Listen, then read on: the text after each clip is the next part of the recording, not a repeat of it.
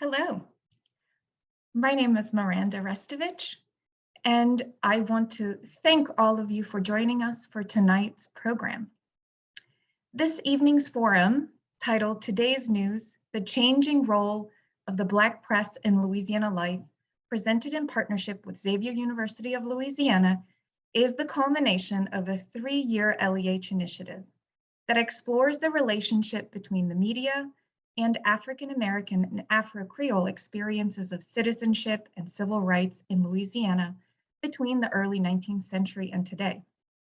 Titled Split Press, Democracy, Race, and Media Outlets in Black and White, the initiative is part of the Federation of State Humanities Council's Democracy and the Informed Citizen Project and is made possible thanks to funding from the Andrew W. Mellon Foundation. Over the last 3 years, the LEH has brought together key scholars and partners to examine what has meant to be both of African descent and a participant in a democracy that was not always willing and was sometimes violently opposed to recognizing people of color as citizens.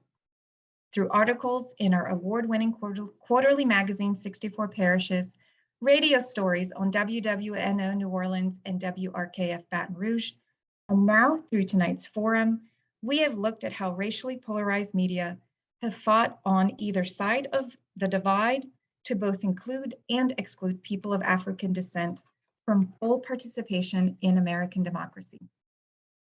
Building off of our established networks of Louisiana scholars and bringing in new voices, the project has engaged in and advanced national conversations about race and media while interrogating the historical roots of our current political understanding of citizenship. Now, before I introduce our program partner and moderator, I've been asked to share just a few housekeeping notes. Today's conversation is being recorded and streamed via Facebook Live using Zoom webinar. If you have a question you'd like answered during the question and answer period, please use the Q&A function. The Q&A function icon is located at the bottom of your screen and you can type your question there. We have reserved 15 minutes at the end of the conversation for audience questions. We have also enabled closed captioning for today's program. To activate closed captions on your device, locate the closed caption icon marked CC in your Zoom toolbar at the bottom of the screen. Click it and select Show Subtitles. And now it is my pleasure to introduce Dr. Reynold Verret. In 2015, Dr. Verret was unanimously elected as the 6th president and 2nd lay leader of Xavier University of Louisiana, the only Catholic HBCU in the nation. As president of Xavier, Dr. Verret leads efforts to build enrollment, enhance the quality and diversity of academic programs, develop faculty, promote interdisciplinary efforts, create partnerships, and honor Xavier's founding legacy to contribute a more just and humane society. Before his appointment at Xavier, Dr. Verret served as provost of Savannah State and Wilkes Universities and as dean of the College of Arts and Sciences at the University of Sciences in Philadelphia.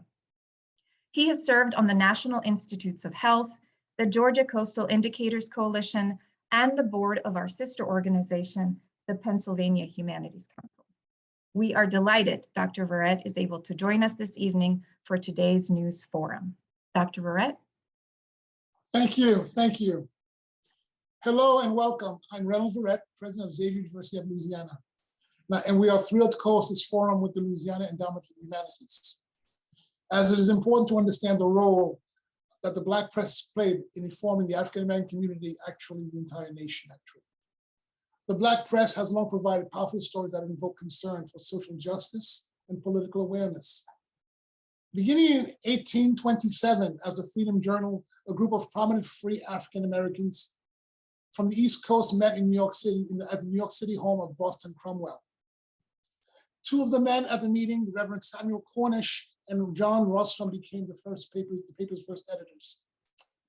In the very first issue, they proclaimed, "Too long have others spoken for us. We wish to plead our own cause."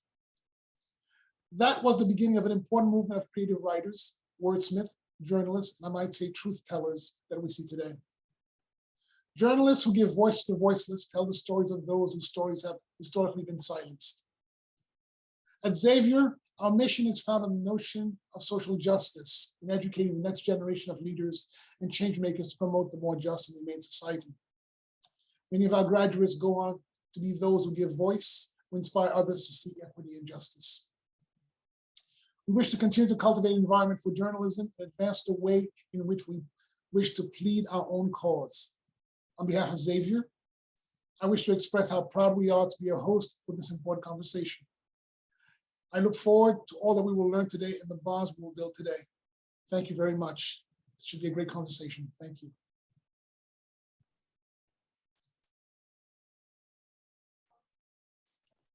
Thank you, Dr. Verret. Also joining us this evening as moderator is Dr. Sharlene Sinegal-DeCuir, who is the Keller Family Endowed Associate Professor of History at Xavier University of Louisiana, where she also serves as chair of the History Department. Last year, she received the prestigious Norman C. Francis Faculty Excellence Award in Teaching. Dr. Sinegal-DeCuir currently also serves as a board member of the Louisiana Endowment for the Humanities. Welcome, Dr. Sinegal-DeCuir.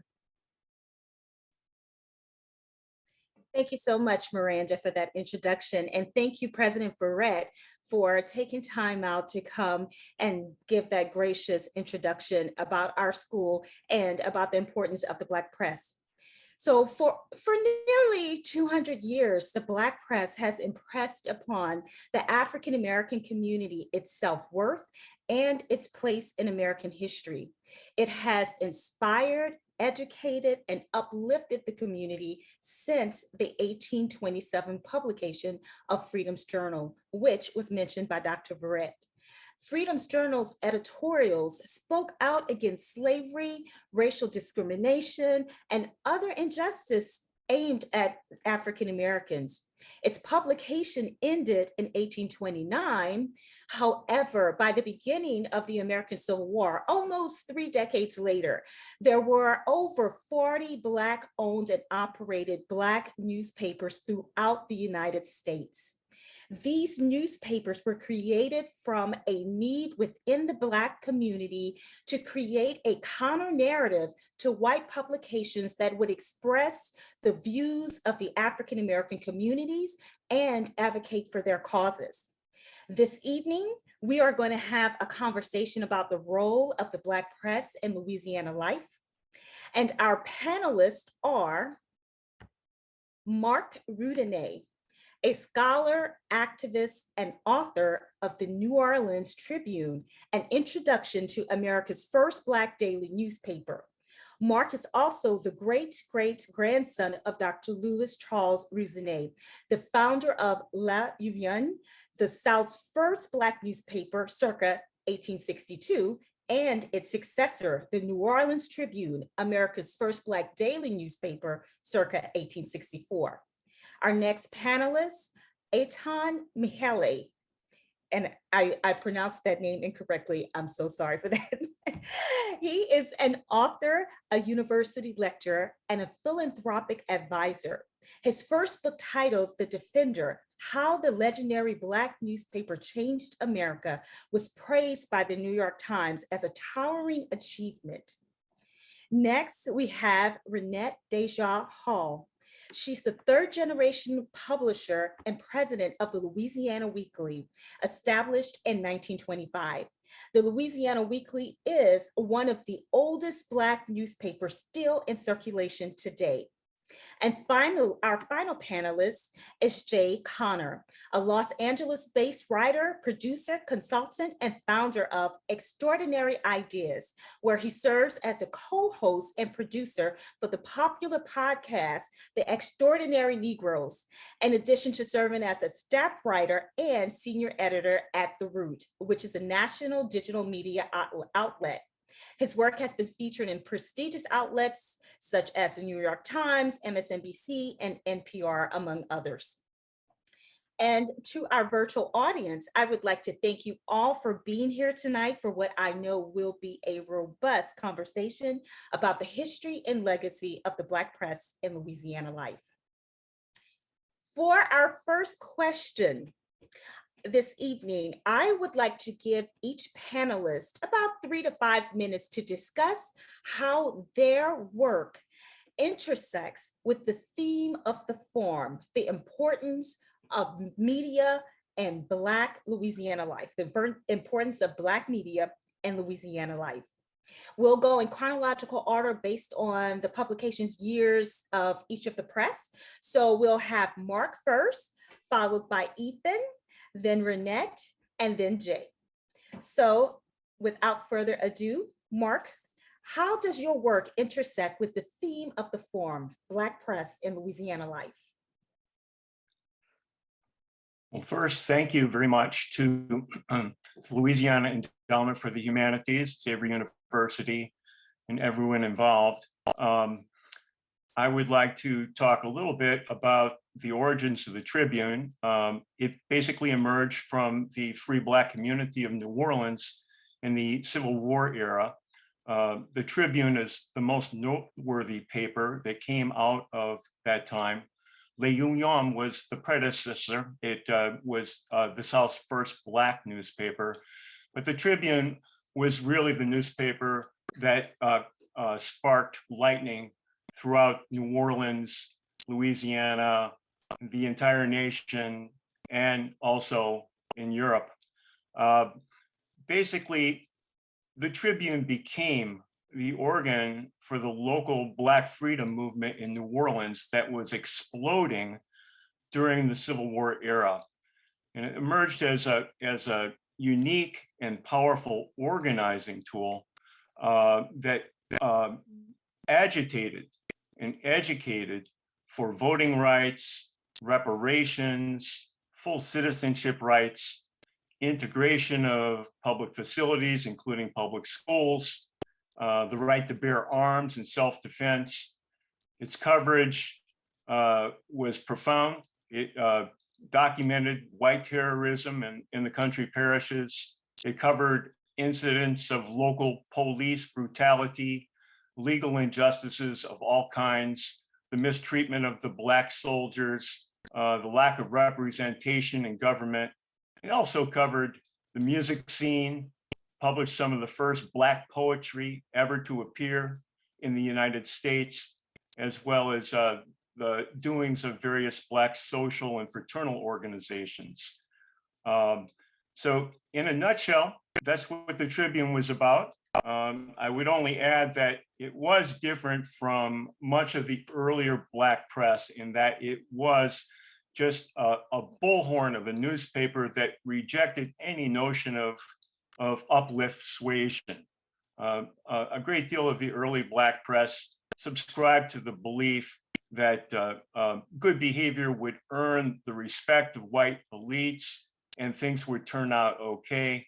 The Tribune rejected that from the jump. It was profoundly against all forms of white supremacy. It attacked white elites at any opportunity it could. So one thing that is really worth mentioning is that it was a radical newspaper. It self-identified as radical, and it really deserves a larger audience than it has received in academia and also in the general public. Thank you for that, Mark. And next, Ethan, can you answer that question as well? How does your work intersect with the theme of the forum, Black Press in Louisiana Life? Sure, but first I also want to second Mark's thanks to the Louisiana Endowment and to Xavier University and President Verret, and to you too, Professor, for hosting us. So the Chicago Defender was founded in 1905 by Robert S. Abbott, who was himself a native of the South. He was from Georgia. And Robert Abbott came to Chicago initially for the 1893 World's Fair. He was then a student at the Hampton Institute, now Hampton University, then is now one of the premier institutions of African-American higher education. And Robert Abbott at the 1893 World's Fair interacted with a whole generation really of African-American intellectuals and civil rights figures, including Frederick Douglass, who was there really as the mentor to the group, 75 years old and still vital. Ida B. Wells, soon to be Ida B. Wells Barnett, because that was where she met her husband, Ferdinand Barnett, who was himself a prominent attorney at the time. She was already making a name for herself as a crusading journalist. Oscar DePriest, who would go on to become the first African-American congressman from the North in 1928, was also at the World's Fair, along with James Weldon Johnson, who would go on to run the NAACP, and Paul Laurence Dunbar, who would become a nationally known poet. So with this great host of intellectuals, Robert Abbott got the idea to start a newspaper in Chicago, but to publish that newspaper for the benefit of the African-American masses who were in the South. Over 90% of the African-American population in the country was in the South, even in 1910, some years after the World's Fair. And Robert Abbott was reaching out to that population, both as a means of giving them news and information, and also as a way to organize and to fight against fight for civil rights and against Jim Crow segregation.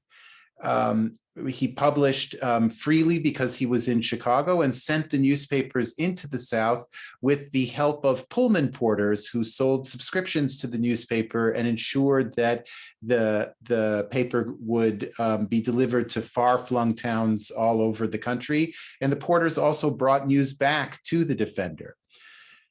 By the beginning of World War I, the Defender had become the main, or by the end of World War I, the Defender had become the main motivator for the Great Migration, what we now call the Great Migration, the movement of first thousands, then hundreds of thousands, then millions of African Americans from the South to the North. And in that way, the Defender became a communications vehicle, a two-way communications vehicle with the people who had left the South, the way that people who had gone to Chicago would communicate with folks back in Louisiana was through the pages of the Defender. They would read about news from their hometown that was being sent into the newspaper, and they would also correspond back with folks at home through the news that was being conveyed in the paper. So the Defender played this very special role with its readers all over the country, and in particular those who were in the South. It continued even to play this special role up through World War II, even as circulation kind of started to drop off a little bit. The Defender, when it came to Louisiana in particular, worked very closely with the New Orleans Press Club, a cohort of African-American journalists who were working on the particular civil rights issues of that moment. And the Defender was there to amplify their voices to a national audience, and frankly, to protect them from people that might have wanted to do them harm by giving them that national attention. So I could go on and on, but I think that's a great summary, or a great introduction, at least, to the connection of the Defender with its readership in the South. Thank you, Etan.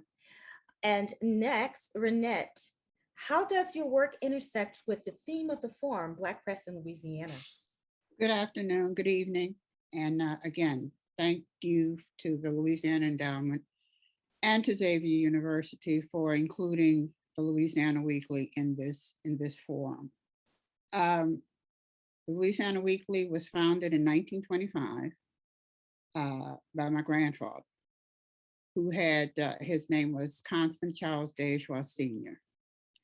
He had the wherewithal financially to open the newspaper, to start the newspaper, because he thought it was important. The Black community was not having a voice. It was a way to not just communicate what was going on. It was a way to uplift the community. to let people know the accomplishments going on in the community and to refute any of and all of the negative press that was coming out of the white papers. So in that way is, basically why he started. He wanted to give as we all say, he wanted to give the voiceless a voice. And we're now in our 97th year of trying to carry that out. Thank you, Renee.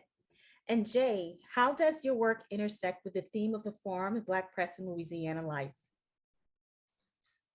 I guess first and foremost, I just want to thank the Louisiana Endowment for the Humanities, Xavier University, and everyone involved in facilitating this discussion today. But to answer your question, the Root was obviously it's a national magazine, a national online magazine that was founded in 2008 by Henry Louis Gates and Daniel E. Graham. And it's gone under a number of different owners. It's currently owned by Gizmodo Media Group. And currently I serve as the senior editor, and we cover a myriad of different topics over at the Root. We cover news, we cover culture, we cover politics, entertainment, beauty, lifestyle, Black masculinity, mental health. We cover a myriad of different topics, and oftentimes that intersects with a number of different regions, and especially Louisiana being one of them. I know for an example of that will be this weekend when I'm going to be working on a story out there in regards to the history of Black dance. So yeah, there's a lot of intersection with the local Louisiana region in regards to the work that we do nationally. Thank you, Jay. Mark, I would like to ask you a question about how important you feel the creation of the two newspapers that your grandfather created. How important was it at the time that he created it? What was the need for those two newspapers to come into circulation at that particular time in history? Well, it's worth noting that it was illegal up until 1862, at least, to publish anything if you were Black. It was true in New Orleans, it was true in Louisiana, it was true in the entire Confederate South. So just the act alone of publishing a newspaper in the heart of the Confederate beast in the spring of 1862 took a lot of courage. And I often wonder how these men wrote the words that they did and to see the next day's publication. It tapped a real need. There were thousands of self-liberating, formerly enslaved people who were flooding into the city of New Orleans in 1862 and 1863 as the plantations were being liberated by Union forces. We also had the largest population of free people of color in the American South well established within the city. So you had a dual audience, if you will, that was really captured in full by the New Orleans Tribune, the subsequent newspaper, because the Tribune was published in English and in French. Le Union was published primarily in French. The Tribune was really a strategic move to broaden the voice of the editors and the writers in the newspapers to the newly emancipated population, as well as a broader audience throughout Louisiana and the nation. Frederick Douglass was a regular reader of the New Orleans Tribune and corresponded with my ancestors. Members of Congress for a period of time, both in the House of Representatives and the United States Senate, received every single issue of the New Orleans Tribune. European intellectuals like Victor Hugo and Garibaldi in Italy read the newspapers and also corresponded with the newspapers. Their articles appear in the Tribune.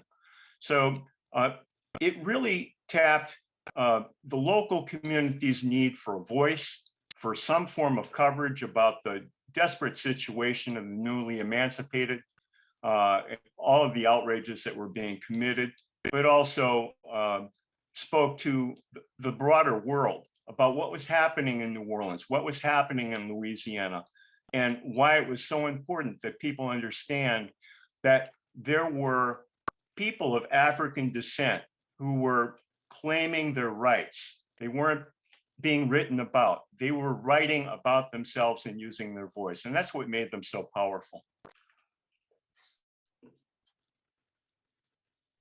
Thank you. Anton, can you describe or discuss the Chicago Defender's role in documenting the lives of African American readers in Louisiana? How did that happen? So the Defender had a very loyal and active readership in Louisiana, and people of every age group contributed to the paper as columnists. They would contribute. There was a regular Louisiana page in the Defender.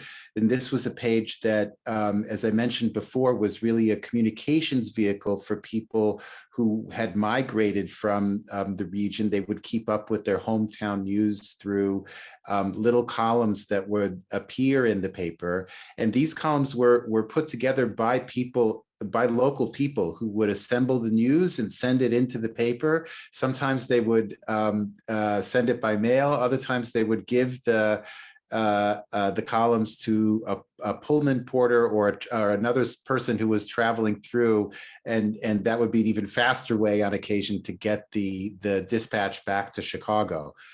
A lot of times, though, a lot of the people writing into the paper were not columnists per se, but people whose writing would appear in the letters to the editor section. Or for me, most of all, the most magical contributions from people in Louisiana were the articles and letters written by children in Louisiana who contributed to the Bud Billiken section. Bud Billiken was a fictional character that one of the editors of the Defender made up in the 1920s to kind of attract children to the newspaper, and a Bud Billiken club that was associated with the Bud Billiken page. And if you were in Chicago, a Bud Billiken parade and annual event that took place. But the club was a nationwide institution and was very, very popular with children all over the country. And I found a lot of wonderful letters written by children in Louisiana to the Defender, talking about their lives, revealing how things had changed from a child's point of view as a result of the Great Migration, talking about their aspirations really just as children and their hopes and dreams as young African Americans seeking to make their way in the country. So the Defender is today both a historical record and I think also a reminder of life at the grassroots for a lot of people in Louisiana. From each of those moments, we have a little snapshot of what life was like at that time. Thank you.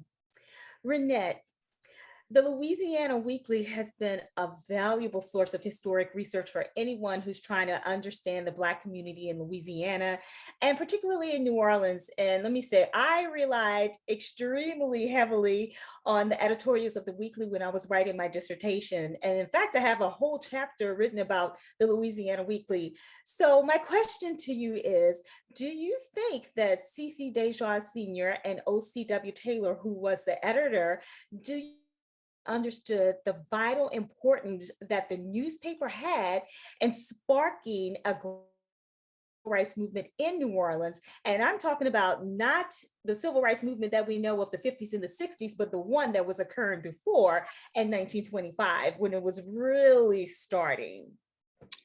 They did, absolutely. And I want to thank you for bringing up the fact that Louisiana Weekly was a resource for your thesis. We are told, we have donated our archives to the Amistad Research Center.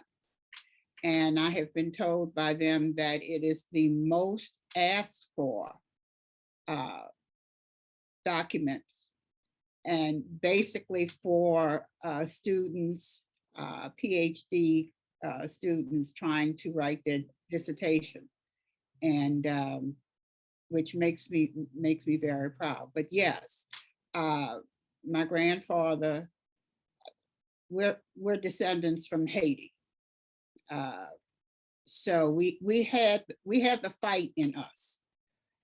So yes, he knew exactly what he was trying, the purpose of starting the paper. He and OCW Taylor. Yes, thank you for that, Renee. And I know, again, like I said, the Louisiana Weekly, it really puts together the pieces of a puzzle of the stories of the 1925 and the 30s and the 40s and what was happening politically in New Orleans. And again, like I said, it's an extremely valuable source of information for everyone. So thank you for continuing that legacy also. And let me just give you an anecdote that will tie in the Defender. I have grown up being told that during World War II, there were 2 Black publications that the military refused to have the soldiers read, and it was the Louisiana Weekly and the Chicago Defender. That's how powerful we were. The military didn't want,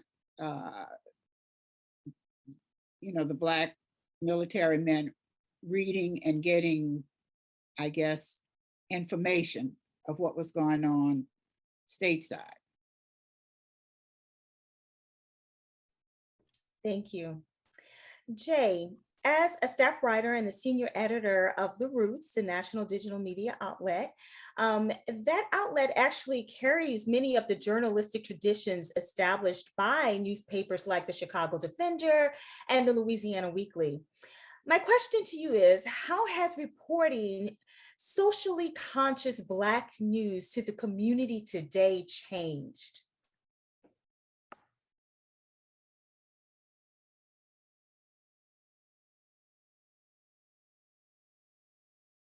All right, I think Jay may be gone from the conversation, and he'll probably come right back in.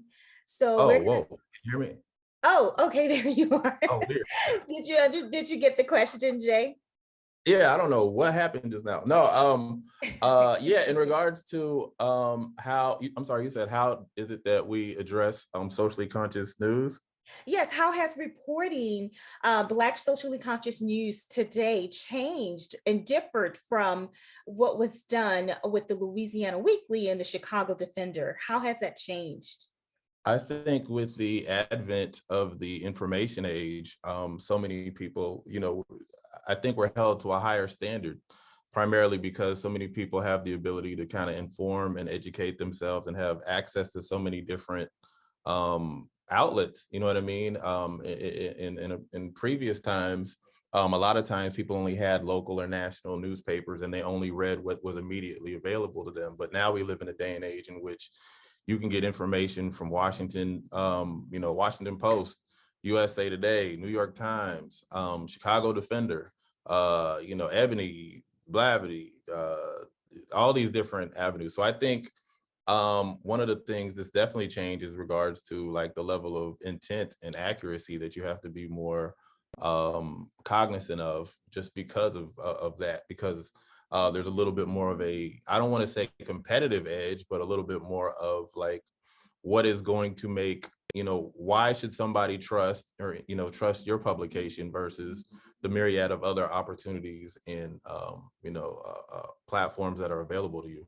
So I think that that's probably the biggest change in regards to how we have to approach it today in regards to in the past, I would say. Thank you. And I would assume that it's even especially harder to keep our youth all active in the media and what's happening in the Black community.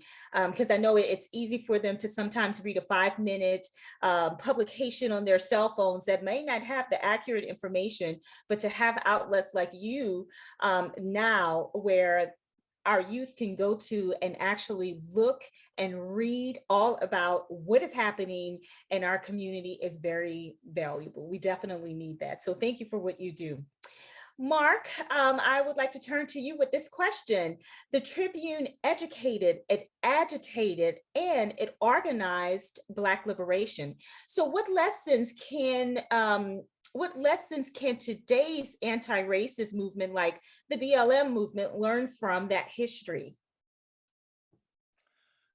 It's a great question. And I think there are many significant lessons that can be learned for today's anti-racist activists. One thing to keep in mind is the newspapers and what they stood for, the Tribune in particular, do not provide us with a blueprint for action, but they do inform us and let us know that there was a history before us that can fortify us moving forward. They really believe strongly in identifying core principles and standing by them. They were remarkably consistent throughout their existence. And I think that's one thing that's a lesson for us today. If I could summarize what those principles were in 3 words, it would be Black Lives Matter and all its forms. They understand the importance of history. Many of their editorials were in fact history lessons. So they valued education and historical education. I think that is a lesson for activists. They built unity with all oppressed people. Many of the writers, and certainly my great-great-grandfather, the founder of the newspapers, were living as free men of color before the Civil War. And in the case of my great-great-grandfather, he was very lightly complected. He easily could have passed, but he chose to live as a Black man, a proud Black man, his entire life. The newspaper was dangerous because it built unity with all oppressed people.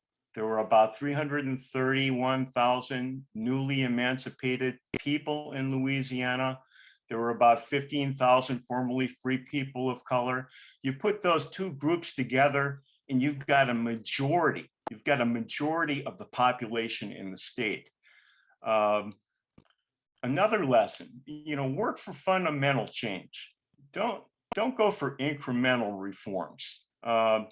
Be especially aware of the pat on the back. There were many plays against the Tribune, which sought to use them as a wedge between the newly emancipated and the formerly free color of population in New Orleans. And I guess one final note in terms of a lesson is that, follow the dollars, work for economic equality, equity. In particular, the Tribune was a strong advocate for redistribution of the wealth. They believed that all the plantation lands should be seized and divided up and given to the new agricultural workers of Louisiana, predominantly Black people. Thank you, Mark. And I also want to acknowledge the fact that the Tribune is, in fact, a really vital educational tool for anyone studying Louisiana history as well, going back to the civil rights years and the conflicts that were happening as a result of the Union Army taking over New Orleans and the whole suffrage issues and the suffrage rights and the letters that they wrote to the President Lincoln, Abraham Lincoln, Lincoln at the time, arguing for the right for African Americans and newly freed people to vote. So that is a very, very vital piece of information that I actually use in my classes as well to discuss that period of time. So thank you for continuing on in that legacy and researching and making all of that available to us today. All right, so Anton, the question for you that I have is how did the defender influence its readers to participate in what has become known as the Great Migration? Because we all know that there is such a large connection between Louisiana and Chicago. And so how did the defender participate in getting those Louisiana natives, those Southern natives, to move to Chicago and again, keep and maintain those connections between the South? Well, first of all, thank you again for such thoughtful questions. And I really want to say thanks also to my fellow panelists for such amazing answers. I'm just really riveted by the conversation that we're having. In terms of the Great Migration, the defender had established a reputation for trustworthiness with its coverage, its unflinching coverage of the atrocities that were taking place in the South in the Jim Crow era. So from 1905 to its founding in 1905 to the beginning of World War I, the defender was already known throughout the country for printing headlines that were absolutely forthright about the atrocities that were taking place, and sometimes printing gruesome details that were sure to get the readers' bloods boiling, to really get people motivated to do something, to take action, to respond. That said, the defender also covered life in Chicago in an unflinching way. So there were plenty of articles that talked about the discrimination that, for example, Ida B. Wells' children faced when they tried to attend school with white children. The defender really established itself as a newspaper that its readers could trust. Initially, the defender did not support the Great Migration. Robert Abbott was himself a migrant from the North. He had struggled, even though he had an education from Hampton, really the finest technological education in printing that was available at the time. But the Printers Union discriminated against African Americans and would gladly take a white immigrant off the train or off the boat coming off the Great Lakes before they would take an African American, even one who was eminently qualified. Robert Abbott knew that and therefore didn't support the migration at first. He only began to support it wholeheartedly when he saw that it could be used as a political weapon against the South. And that's when editorials in the Defender began to advocate for people to start coming up, to use this as a way to gain leverage, to show the white South that they could be deprived of their most crucial source of labor by this move, this actual movement of working age people from the South to the North. And the Defender encouraged the migration in that way. Yes, you would benefit yourself economically from having a job with higher wages. Yes, you could live a more free lifestyle in Chicago and other northern cities than you could in the South. But the purpose of the migration from the Defender's point of view, definitely in those early years, was to gain political leverage for the entire African American community in the struggle for civil rights. Thank you.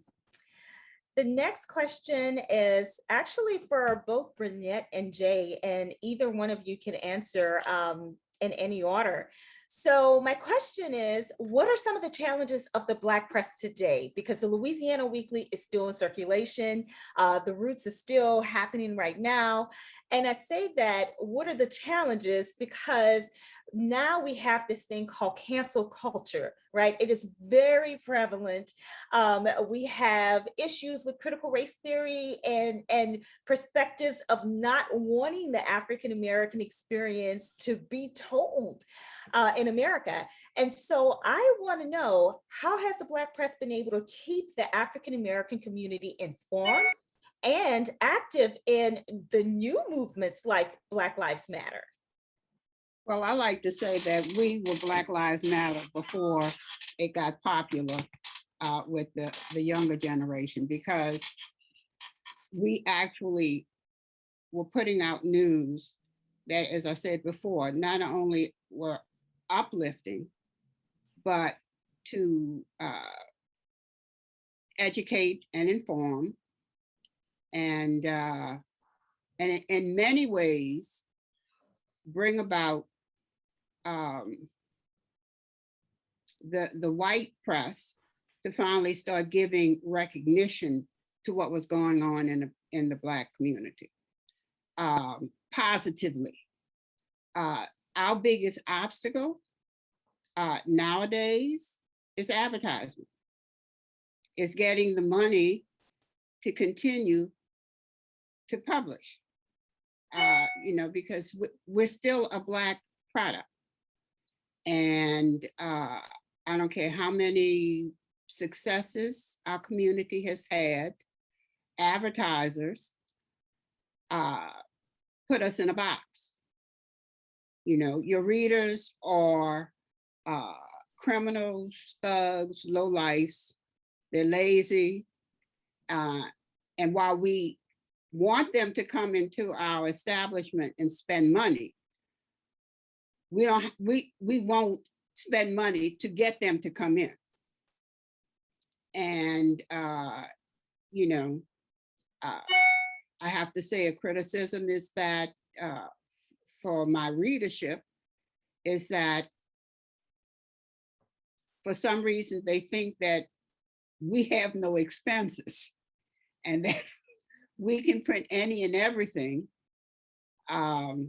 because they want us to, not realizing that we are limited in what we can print if we don't have the advertising dollars. Ink costs, paper costs. I've had my printer go up 8 times since November. I say a lot that I'm not the greatest businesswoman because I still sell my paper for 50 cents because I believe that it should be affordable for everyone. And I want everyone to have access to the information that the weekly prints, because it is stuff, it is news that's not carried anywhere else. You get the Black perspective. And it's important in this day and age that, for one thing, to be able to go back in the archives for young people to see just how enlightened generations before them were, and that they could encapsulate that now. What we're going through today is really a recycle of what happened in the 20s and the 50s and the 60s. And you can learn from that.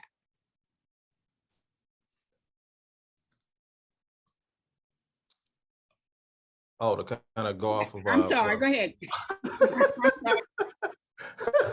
to go off of what Renee was saying, I definitely feel like a lack of resources is probably the biggest challenge that Black media faces. To her point, as far as how advertisement dollars are allocated, oftentimes we're looked at as a niche market. So instead of giving us $1, they might offer us 20 cents. You know what I'm saying? For the exact same ad they would sell somewhere else. But as a byproduct of the lack of resources, that trickles down into the amount of, stories and the things that we're able to cover. So I think what a lot of people don't understand, as far as publicists, as far as people that are sending, us or, Renette's publication, tips and stuff like that, oftentimes we have a much smaller staff size than what they think we do. When you look at a organization like a Washington Post or New York Times, they have thousands of employees.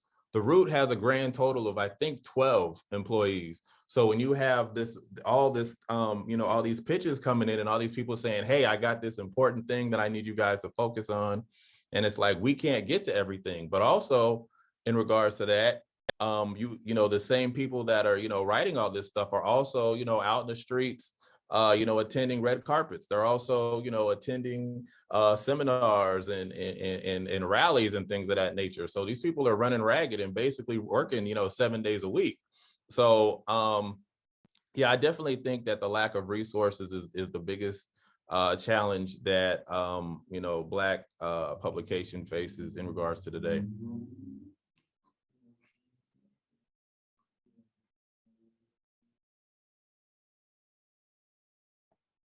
Thank you. And hopefully that could change. I'm not certain how it can change, but we have to figure out a way in order to maintain our Black voices through our Black press and our Black newspaper and media outlets. So thank you for sharing that information with us. And now we're going to go to the live question and answers, a Q&A session right now. We have a few questions that have come in from the audiences. And one of the first questions that I'm going to go ahead and read is going to be for Mr. Anton. And it is, did the defenders receive or distribute articles from any other regions in the country? And the ties to the Pullmans is fascinating. Well, I'll say that the Defender really covered every region of the country and took great pride in getting dispatches from the most far-flung communities that they could, far-flung African-American communities that they could find. So if there was an African-American community in Canada, I recall that I found a few dispatches from Vancouver or from points further north. They were thrilled to get, they would highlight those kind of reports because they wanted the readership to see how expansive the African-American world really was, and that there were African-Americans who were in prominent positions, engaged in productive, entrepreneurial, political and important social activities really all over the world. And they also, I think were ahead of the curve in printing dispatches from Africa, from countries in Africa, either that were still under colonial rule or those that were independent. They were, for example, big supporters of the Ethiopian movement before World War II to fight against the Italian invasion there. They were part of a grassroots effort among African Americans throughout the United States and African diasporic people around the world who were lending what support they could to Ethiopia to resist the Italian invasion. In terms of the Pullman porters, the porters had a very special role within Chicago, especially because so many of them were based in the city. Chicago as a hub of rail transport around the country, and a city where, as a porter, you could afford to have a nice lifestyle, became a base for a lot of porters, and a base for them in terms of their political and economic activities as well. So there was a kind of natural partnership with the Defender there as another African-American institution that they could work with. And they were columnists for the Defender as well as distribution agents. There's a kind of legend out there that the porters would distribute like bundles of papers by kind of tossing them off of the the rail cars, but in reality, what they did is they sold the subscriptions to the paper around the country. And if you think about it, that really has that really, I think, speaks to the power of the newspaper and the level of trust that it had with its readership.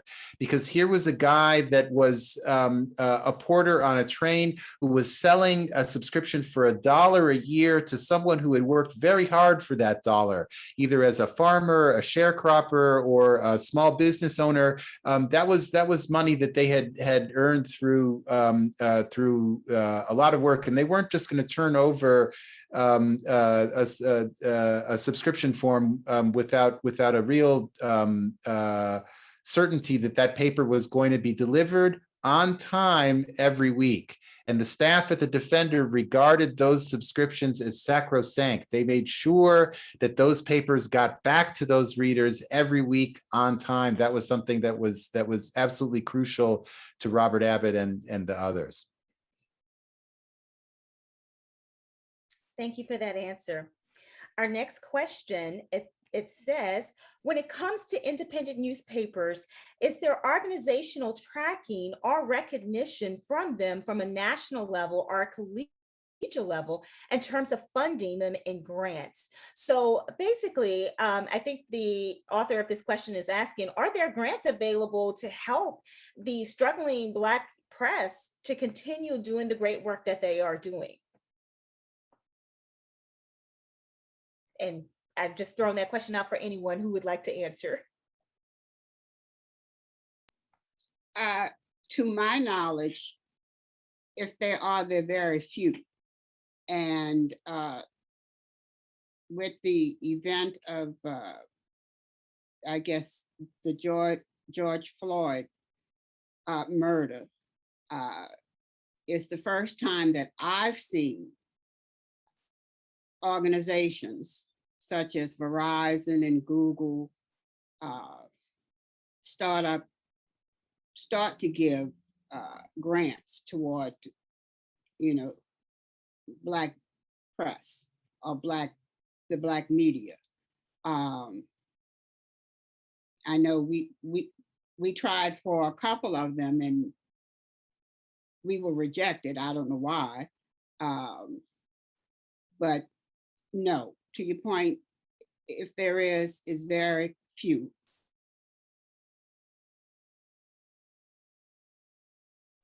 That's very unfortunate. Thank you for that answer, Renee. So Mark, we have a question for you. Why do you think the Tribune and the Union gets less attention in American history than they should?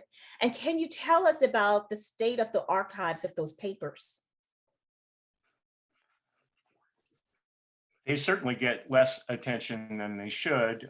One of the reasons has to do with the state of the archives. The surviving Tribunes are disaggregated. They're not in one central location. So I've spent the last 10 years tracking them down. They're all over the country.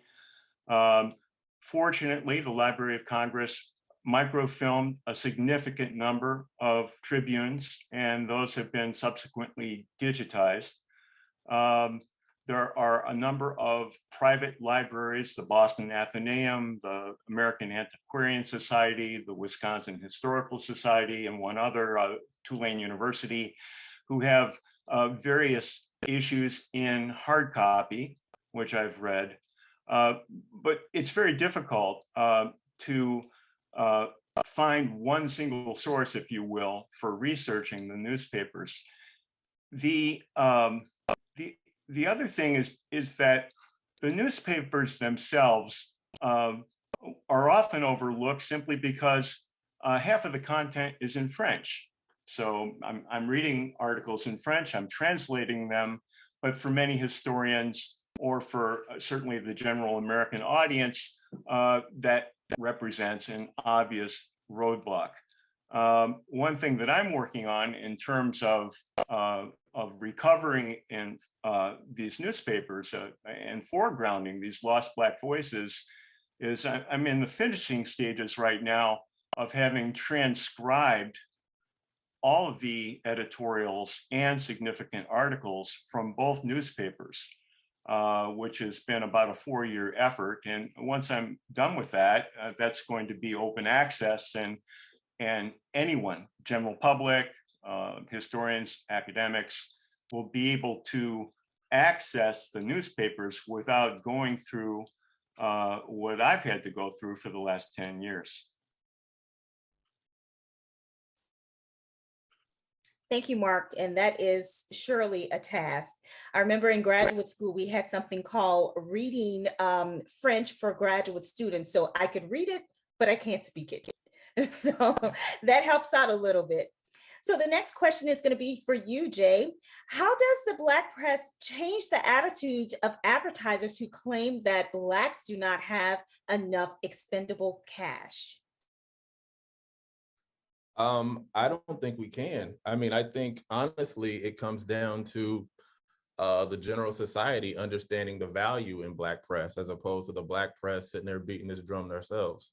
You know what I mean? I think we are, put in this niche as far as like, oh, we're only addressing this demographic, and this demographic specifically should support Black press. Kind of like when we look at Black television shows, when we look at things of that nature, and it's like, until the greater society understands that this is impactful to the entire society as a whole, there's not much we ourselves can do. This is something that exists outside of us, and this is something that they need to recognize, as opposed to us banging that drum and saying like, hey, this is, whatever. So I think that falls on them. Thank you. The next question is for the panelists, for anyone who wants to answer it. It says, I would love to hear some of your panelists discuss the apartheid and digitization between historically Black newspapers and white papers, and how that still affects our ability to research Black lives and Black resistance to oppression. How does this affect the kind of history and research that is possible, both for academia and Black Americans trying to research family history and histories of the struggles in their own communities?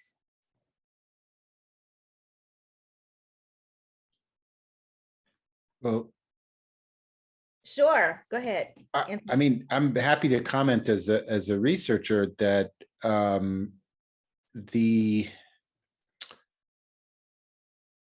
well, I know also I was a staff member at the Chicago Defender myself for 5+ years, and maintain a relationship with the people that currently run the Defender. And I heard from them, and I've heard from many senior figures in the African American press, that they don't trust many of the universities and institutions that kind of hold the archives for a lot of other publications, precisely because they've been mistreated in the past. Their archives haven't been well treated in the past. Their materials haven't been respected the way that they would have hoped. Agreements haven't been kept. And all of them, frankly, makes them a little bit hesitant to turn over their materials to, for example, a university. The university. I'm a lecturer at the University of Chicago, so I'll speak about the University of Chicago, which is based on Chicago's South Side. Kind of from an outsider's point of view, you might say, "Oh, that's the perfect place to put the resources of an African American institution." But the history there is such that a lot of these institutions, a lot of the African American publications and other types of media institutions are hesitant to do so. And from my point of view as a historian, quite understandably so. So I think it's going to be up to the institutions like the universities of Chicago, like the University of Chicago in particular, and others like it, to build that trust and show African American publications that they are partners that can be relied upon to not just reliably keep these archives, but also make them accessible to the public. Because for the most part, those are the twin goals of people who do have these archives: is they want them available to the public, they want them kept safe, And the last thing I should mention, and they absolutely deserve it, that if there's any income stream to be derived from these archives, that income needs to go to those African-American families who have kept these institutions afloat for generations and generations. If they're, I know again from working at the Defender, the Abbott Sengstack family, they expended enormous amounts of personal resources for decades and decades just to keep those papers afloat. The legend is always that they became fabulously wealthy from their ownership of the paper.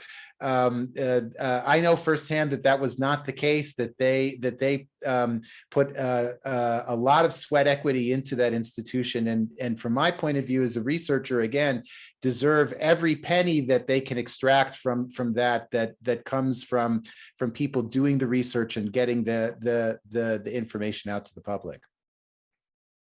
Thank you for that. You know, as a matter of fact, Xavier University has a really great digitization that we have just started with our library. And we've gotten a couple of different grants, and a lot of the papers that we did have in our archives are now becoming open access to anyone from our library digital access page, which is extremely important in trying to get all of the information out to the general public. Because again, if something is in an archive, it's harder to reach, you know, it's harder to go in there and try and dig up and look at things. But if it's at our fingertips, that's the way, you know, research is now moving. And so I think that it is extremely important that we try to get all of those newspapers digitized so that we can continue on with the information and the legacy that we do have. So Mark, there is a question. Oh, Renee, would you like to add on to this conversation? Briefly, just to, as I said, the Weekly's archives were donated to the Amistad Research Center.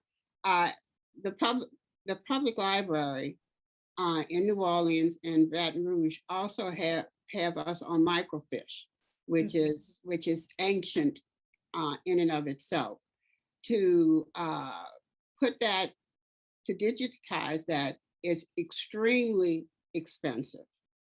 And we have been looking at grants, trying to get grants for that. Howard University has started collecting, or has a collection of African-American newspapers. I believe they just received a grant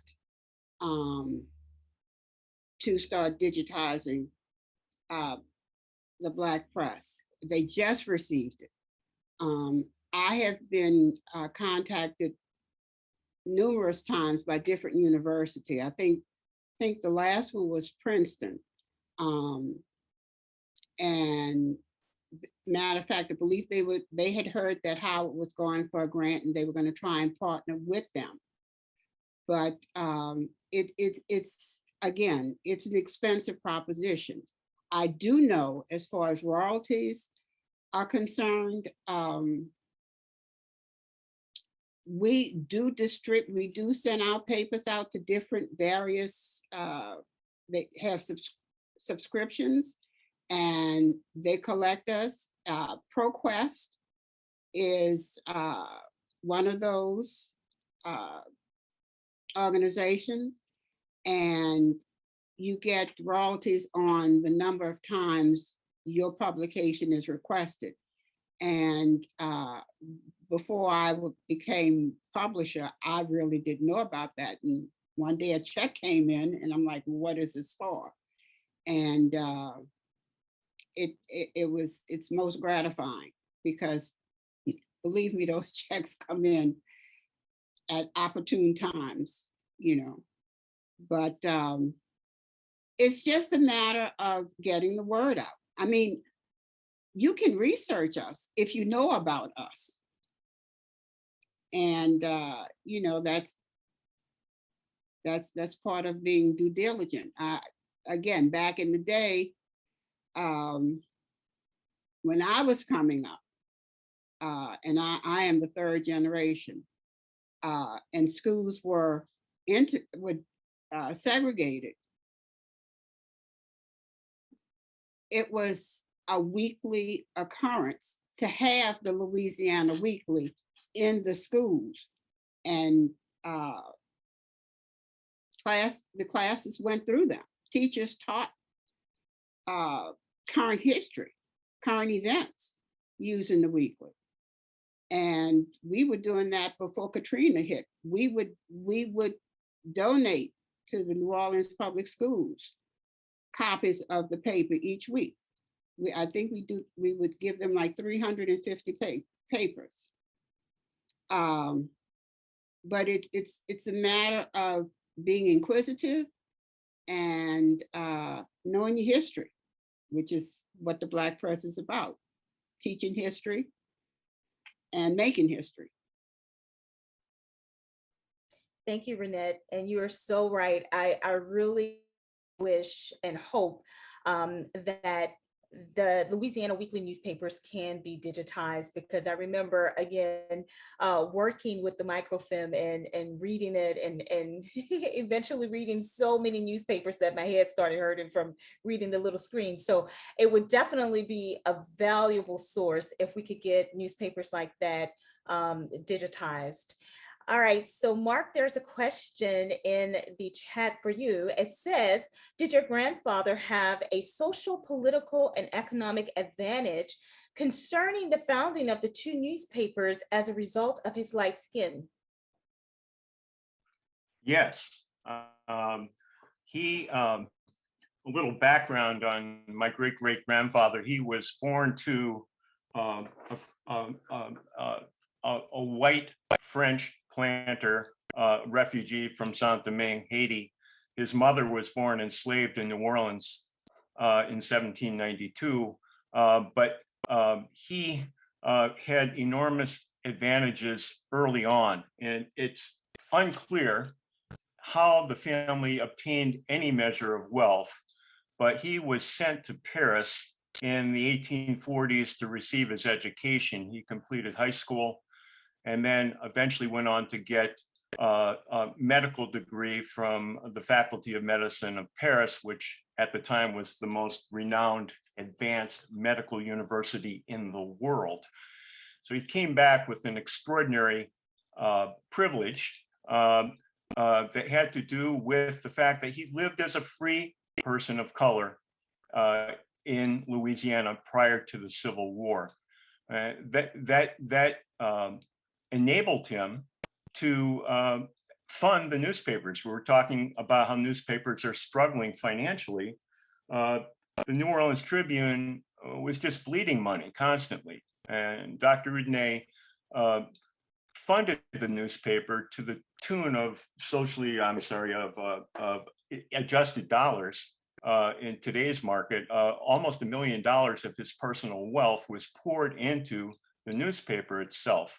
So yes, he had privilege, he had a measure of privilege, and he used that privilege to publish the newspapers. Thank you, Mark. So this question is for Renee and Jay. In your experience, what stories in your outlet resonate the most with readers? You want to answer first, Renee?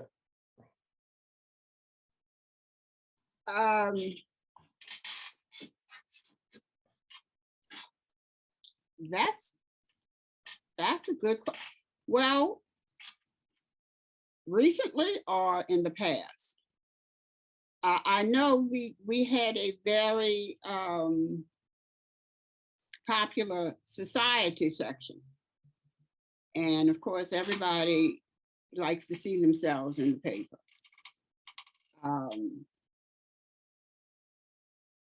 And it was, again, after Katrina, the number of phone calls we would receive to ask us if we had back issues, because their 1965 copy, in which their daughter was a debutante, they lost in the flood. Or the wedding, there was a wedding picture in the weekly that they kept, and it was taken by Katrina. I know my daddy used to say, you would never, the weekly was was cherished. You would never find fish wrapped in the weekly, because whereas you would have the Times-Picayune, you throw that away, but you wouldn't wrap anything that you had to throw away in the weekly because you were going to keep that Louisiana Weekly. As far as today is concerned, it is what is going on politically in the state.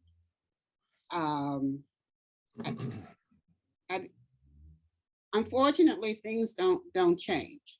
You know, whatever information that they can get about what's going on that affects their lives. Jay?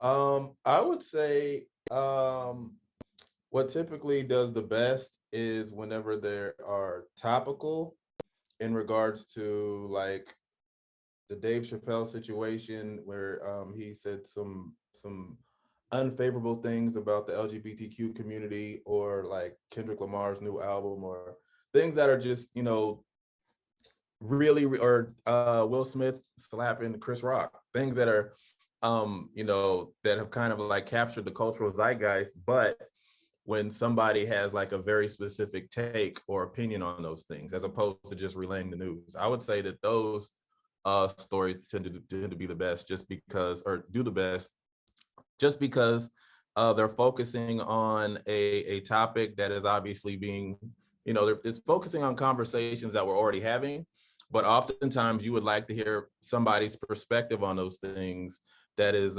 informed and is articulate. So I would say that those two things tend to, you know, those type of stories tend to do really well. Okay, thank you.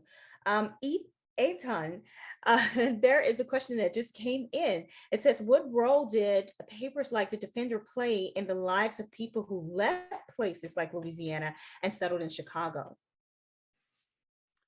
So the Defender, for people that were moving to Chicago, was in some ways a guide. It was a way to find your way in a strange new place if you were someone who was not familiar with Chicago. It could be very practical in that respect too, especially in the early years of the migration. It was full of ads for housing and for jobs. So you would know exactly where you would go to get a place to stay and where you would start working. You could even there were plenty of reports of people who would get both of those things before they you know, just as they got off the train.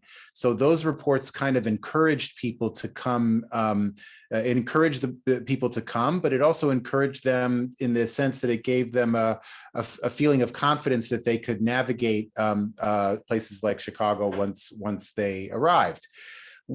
Once they had kind of settled in, the Defender was a way to write back to people at home and tell them that they were okay. In some cases, it was a place that they could boast. They could talk about how well they were doing and encourage their friends and relatives to come and join them. In some cases, it was a way to provide a cautionary tale. If there was something that wasn't working out, you could report that in the paper and tell people, like, don't come here at this time, or don't come to this, this particular employer doesn't treat African Americans well, or something to that effect, that would be kind of practical in that way. So it was very much on that news you could use level. Like, it was very much something that was geared toward providing your reader with something that you could kind of carry in your hand to take with you and say and have a step-by-step guide in that way. It was very grassroots and very, and I have to say this as someone who teaches people who every year get younger and younger, we have to instruct them on what newspapers were. they don't really today grow up with newspapers. They grow up with a very different kind of communication medium in the internet and in their phones. And all of the visual cues that are in a newspaper that tell you this is a news article, this is an editorial, this is a letter to the editor, we don't have those kind of things in the way that news is consumed today. The old newspapers had all of those things and explained to the readers, gave readers that kind of information. If you had children, the children's section in the newspaper was part of that package. So that's just a way to say that the newspaper was a kind of full service menu of news and information for every age group, for every profession, for every circumstance of life. And so for migrants, it really offered that full package as well. Thank you. So I want to go ahead and wrap it up, but I want to ask each panelist if there's anything that you would like to mention that we did not get around to discussing, and also, how do you think that our audience could best support the Black press going forward? And we'll go ahead and start with Mark.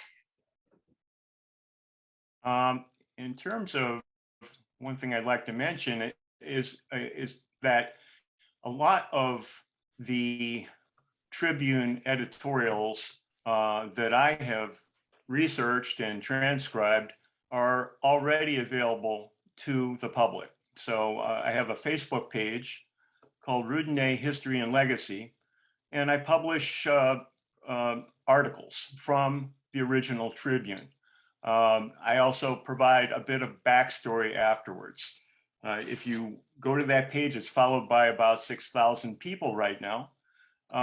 You actually can read through Reconstruction history from a Black perspective from 1864 until 1869 when the Tribune existed. So I would encourage people to be aware of that and use that as a resource. And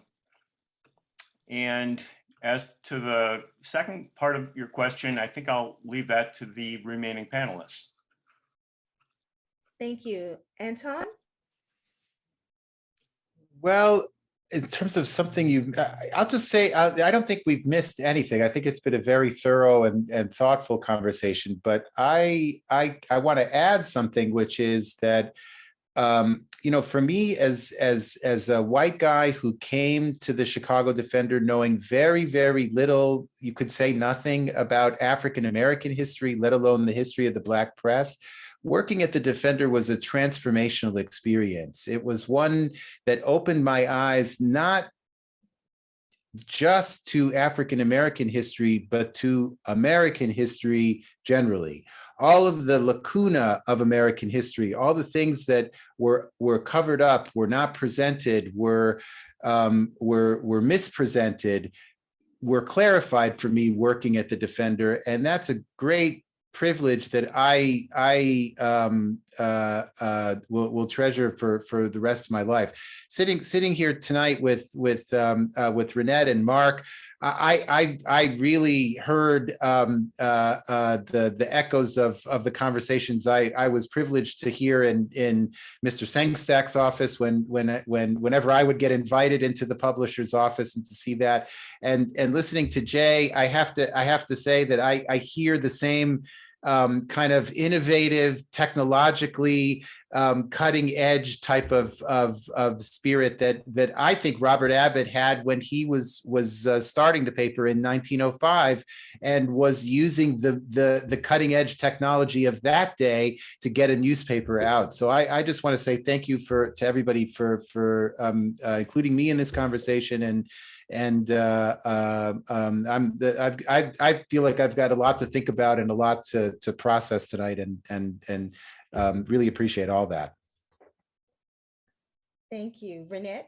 As far as what people in the audience can do, they can tell their friends that yes, the Black press is still in existence. They can subscribe to the Louisiana Weekly. They can look for a box on the street. We have news boxes. We're in We're in a few stores, but we still face that obstacle because we're refused. They don't want that type of publication in their stores. I can tell you that if they want to get a look at various Black publications from across the United States, New Orleans is hosting the National Newspaper Publishers Association, which is the Black Newspaper Association. They're coming here in June 23rd, June 22nd through 25th. And they could come and see, you know, not just the Louisiana Weekly, but I think we're 141 still printing in the United States right now. But, you know, support us by subscribing to us. When you go into a facility, when you go into a restaurant or a store, you know, do you advertise in the Louisiana Weekly? You know, you should. So just, you know, having our back so we can continue to have your back is what I would say to those who's listening. And I just want to take and to let you all know that the Louisiana Weekly has an internship program with Xavier University's journalism program. And we feature their stories all the time. And I'm appreciative of that. Thank you. And Jay? Sorry, I had to unmute myself. Yeah, to Renee's point, I think the biggest takeaway is regardless of how big or small a media outlet is, we should be supporting Black outlets 100%. You know what I mean? I know out here in LA, we have the Los Angeles Sentinel, and they've been around for, I think, like 80 years.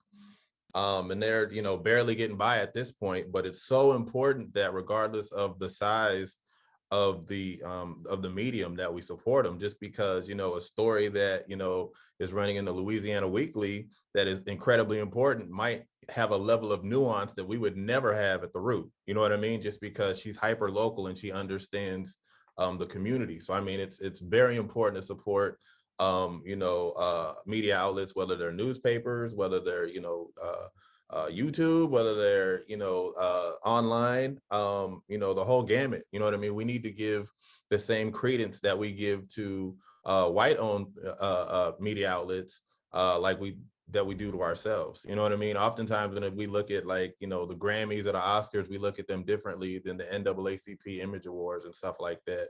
And as somebody who was a part of the committee for the NAACP Image Awards, it can be frustrating because, you know, we don't show up for our own awards, but we'll be front and center for the Grammys. You know what I mean? So it's definitely important that we provide that same level of credence, because to the point that everybody has made here today, how we are able to achieve equitable resources and equitable advertising dollars is by having as big of a readership as possible. And a big way that we do that is by promoting each other, by helping each other, by supporting each other, by telling a friend, by subscribing to newsletters, by buying papers, you know, doing all that stuff so we can get those viewership numbers up, so we can continue to give back to the same community that allows us to exist. So I would just encourage everybody to just continue to do that and just make more of a conscious effort to support Black media spaces.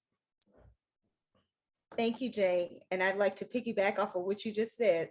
We have to be present and be there for the Black community, and not just the Black press, but our HBCUs, our Black owned businesses. And we have to maintain all of that because it is a part of our legacy, it's a part of our heritage, and it's a part of the American experience that cannot be wiped away. So I am so grateful and thankful for all of you panelists for sharing your information with us. I mean, this was really a robust, informative session, and I wish I could take you all to my classes so you can come and talk to my students. And with that, I will turn the program back over to Miranda, the director of the Louisiana Endowment of Humanities. Thanks again, panelists, for all of your great comments. you. Wow. Thank you all so much. Mark Roudané, Renette Desjard, Etan Mikhaili, and Jay Connor, y'all just really were engaging. Thank you for spending the last hour and a half with us, telling us about your amazing work. We really appreciate it. Sharlene, you're an amazing board member, but also a wonderful moderator. Thank you for your thoughtful questions and for really facilitating that Q&A. So also thanks to all of the folks who joined us far and wide and engaged in this important conversation. Thanks to our partners at Xavier University of Louisiana and Dr. Verret for joining us. I know he's very busy, so we were honored to have you. And of course, thanks to the Federation of State Humanities Councils and for the Andrew W. Mellon Foundation for helping us with this 3-year initiative, with this being our culminating event. I want to close out by just saying that the program will be available for viewing next week on our website, 64parishes.org. And also for those who have joined us today, please do take the survey that will show up as we conclude this webinar. We love to get feedback and be able to improve in our next round of programs where we're talking about important topics such as this one. So thank you so much. Have a great night. And we hope to see you at our next event. Good night.